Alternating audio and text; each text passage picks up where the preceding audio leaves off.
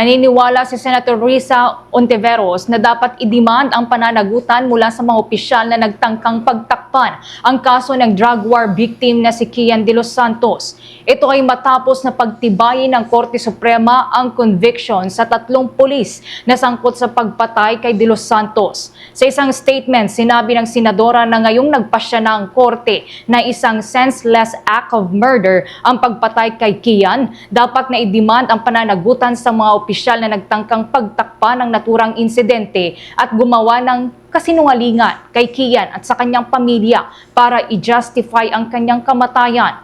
Anya ang pagtanggi ng Korte Suprema sa apela ng mga pulis na sangkot at pagpapatibay ng kanilang conviction sa kasong murder ay patunay na pinatay si Kian nang walang kalaban-laban. Saad pa ng senadora na mas marami pang individual ang dapat panagutin para sa mga pagpatay at pang-aabuso na konektado sa tukhang.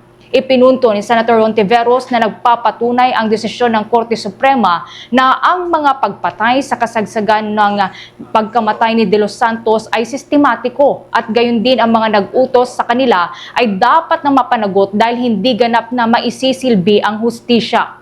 Anya libo-libo ang dumanas ng kaparehong sinapit ng pamilya ni Kian. Kaya't umaasa ang senadora na darating din ang araw na makakamit nilang lahat ang hustisya at kapayapaan na kanilang inaasam.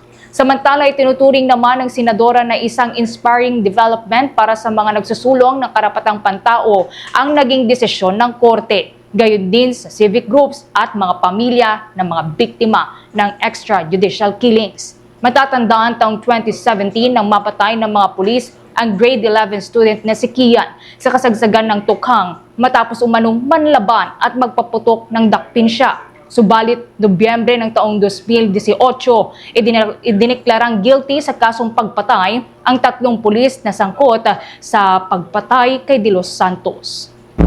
For the most trusted source of news and information, visit our website at www.bomboradio.com. Follow us on Bombo Radio mobile app, Facebook, YouTube, TikTok, and X, formerly Twitter. Like, share, and stay connected. Anytime, anywhere.